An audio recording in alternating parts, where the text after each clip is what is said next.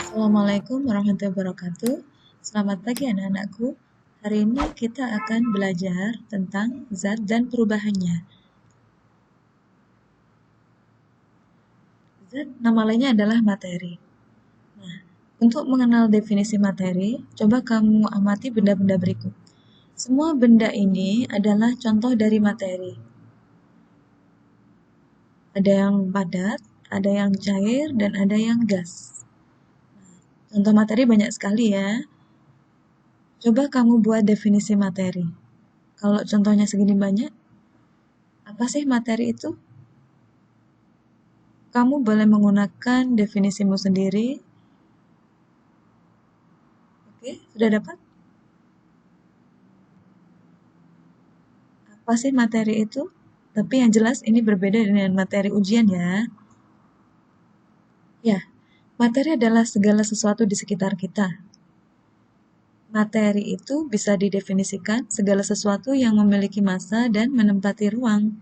Nah, penyusun materi adalah molekul. Terdiri dari 3 wujud, yaitu padat, cair, dan gas. Jika digambarkan, partikel materi yang padat seperti ini diibaratkan bulat karena bentuk yang paling kecil adalah bulat ya. Kalau benda itu kita bagi lagi bentuk terkecil adalah bulat. Sangat rapat. Kemudian tarikan antar molekul ini kuat, tidak mudah berubah, sehingga wujud benda padat itu selalu tetap. Nah, sementara ia cair, ini agak renggang. Ini bisa berubah mengikuti bentuk wadahnya. Jika tidak ditutup, boleh jadi akan terjadi penguapan. Tarikan antar partikel zat cair ini lebih lemah daripada zat padat. Nah, sementara yang gas, ini molekulnya sangat renggang, tarikan antar molekulnya sangat lemah, sehingga ketika ini tutup ini dibuka, maka dia akan cepat sekali meninggalkan kawan-kawannya, karena tarikannya sangat lemah. Ibarat kalau misalnya ada seseorang buang angin dari pojok tempat gitu, cepat sekali akan tersebar aromanya ke segala ruangan, karena pergerakan molekulnya sangat kuat. Beda dengan zat padat. Ketika kita tinggalkan di suatu tempat, kita kembali lagi, dia akan tetap padat, tidak berubah. Kalau zat cair, tergantung dia ditutup atau tidak, kemudahan dia menguap atau tidak. Kalau dia mudah menguap, boleh jadi akan berkurang volumenya. Oke. Nah, sekarang kita akan melihat sifat dari materi. Di sini dikategorikan ada sifat intensif dan ekstensif. Bisakah kamu membuat definisi apa sih sifat intensif dan sifat ekstensif? Oke, kalau dilihat dari contohnya, intensif itu adalah titik didih, warna, suhu, kemudian kekerasan ya, kemilaunya. Kalau yang ekstensif adalah volume, massa, ukuran, berat, dan panjang. Oke, bisakah kamu membedakannya? Sekarang saya kasih clue. Misalnya ini cairan ini saya ambil 100 mili, kemudian saya ambil lagi 200 mili, kemudian saya ukur temperaturnya. Sama atau beda? Oke, simpan dulu jawabanmu. Nah, sekarang kalau kertas ini, saya ambil yang merah, saya potong sedikit, kemudian saya ambil lagi potongan yang lebih besar. Saya lihat warnanya, apakah warna merahnya sama? Begitu juga yang tadi. Misalnya cairan, saya ukur suhunya, yang 100 mili dan 200 mili itu sama atau tidak? Kalau ini tadi dididihkan, mendidihnya sama atau tidak? Oke, rasanya kalian sudah mulai mendapatkan jawabannya ya. Ya, sifat intensif itu tidak terkait dengan banyak atau tidaknya zat. Jadi ketika zat itu sedikit atau banyak, sifatnya itu sama. Tapi berbeda dengan sifat ekstensif. Jadi ketika ukurannya berubah, jumlahnya berubah, maka dia akan berubah juga. Volume, massa, ukuran, berat, dan panjang. Jadi, sifat intensif tidak tergantung pada jumlah zat, sedangkan ekstensif tergantung pada jumlah zat. Oke, selanjutnya kita akan belajar tentang sifat fisika materi. Nah, Sifat fisika materi kita bisa melihatnya secara fisik, menggunakan alat indera kita dengan melihat, menyentuh, mendengarkan, membau, mengukur, dan merasakan. Tetapi untuk objek-objek di laboratorium atau di sekitar kita, tidak semuanya bisa kita dengarkan, tidak semuanya bisa kita bau. Kita bisa menggunakan pengukuran atau observasi sesuai dengan objek tersebut. Jadi, untuk sifat fisika, kita bisa mengoptimalkan alat indera kita. Misalnya kita melihat warnanya, melihat bentuknya, masanya, volumenya dengan pengukuran. Oke. Mari kita lihat video berikut.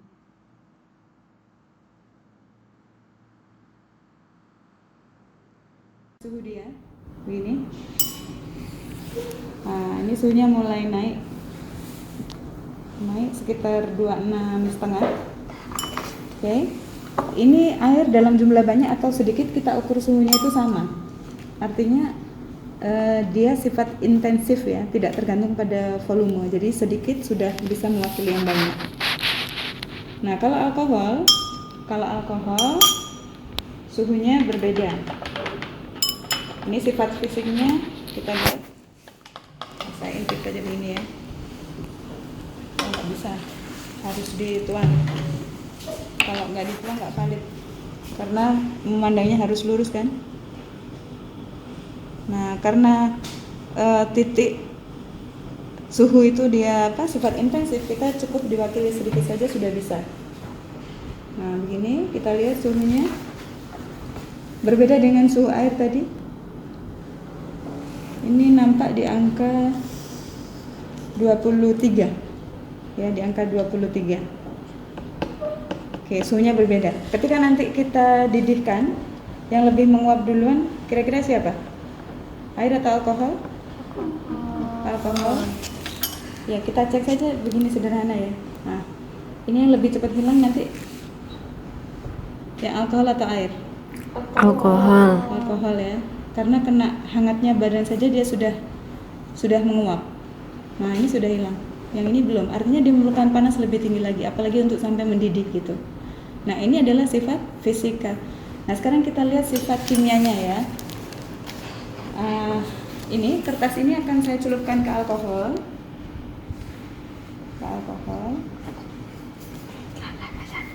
Oh, kebalik. Nah, saya balik aja kertasnya.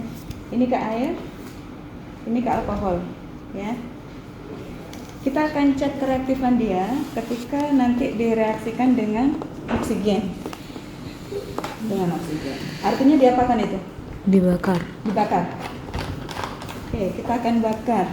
Masih ingat mana yang air, mana alkohol? Enggak. Air. Alkohol. Yang lebih dingin alkohol. Nah, oke, kita cek, kita bakar di sini.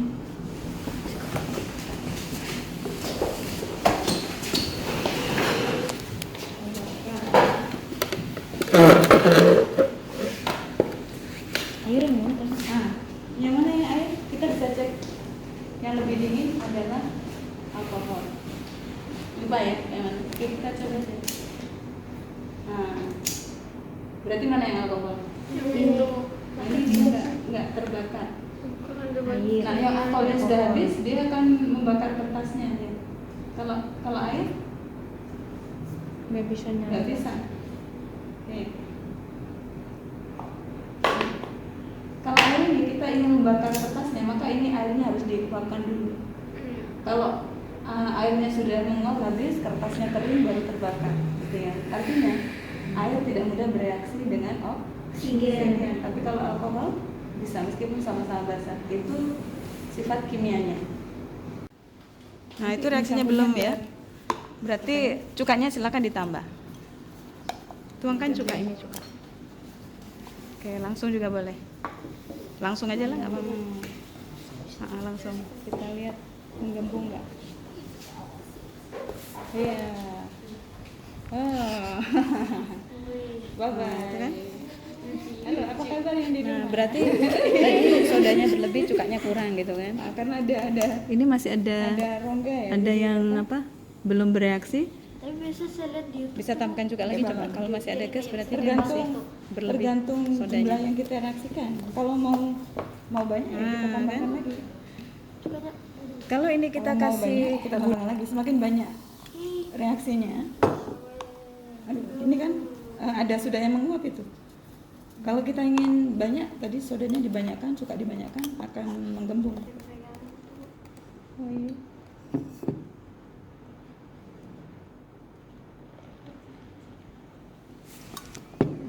Kok bisa sih?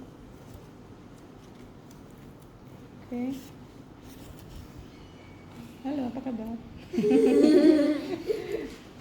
Apa kabar yang di rumah? Nah, ini adalah reaksi antara cuka dengan natrium bikarbonat menghasilkan gas CO2. Untuk membuktikan dia gas CO2 itu kalau dia memadamkan api itu berarti gas CO2. Coba saya berikan sedikit api dari tepi ya. Nah, ini cenderung mengecilkan apinya. Nah, itu berarti gas CO2. Tapi kalau dia semakin membesar apinya berarti gas oksigen. Bu, Gitu. tangannya nggak perih, Bu. Enggak, Tadi kena. enggak apa-apa. Oke, stop. Sekarang kita akan melihat sifat kimia dari materi. Kalau sifat kimia materi berbeda dengan fisik tadi ya, kita tidak bisa melihatnya secara fisik, tapi kita harus melihat dulu dari sesuatu yang bisa dia hasilkan, misalnya dari tingkat keracunannya, kemudian oksidasinya. Intinya kita bisa melihat dari kereaktifan dia, mudah tidaknya bereaksi misalnya.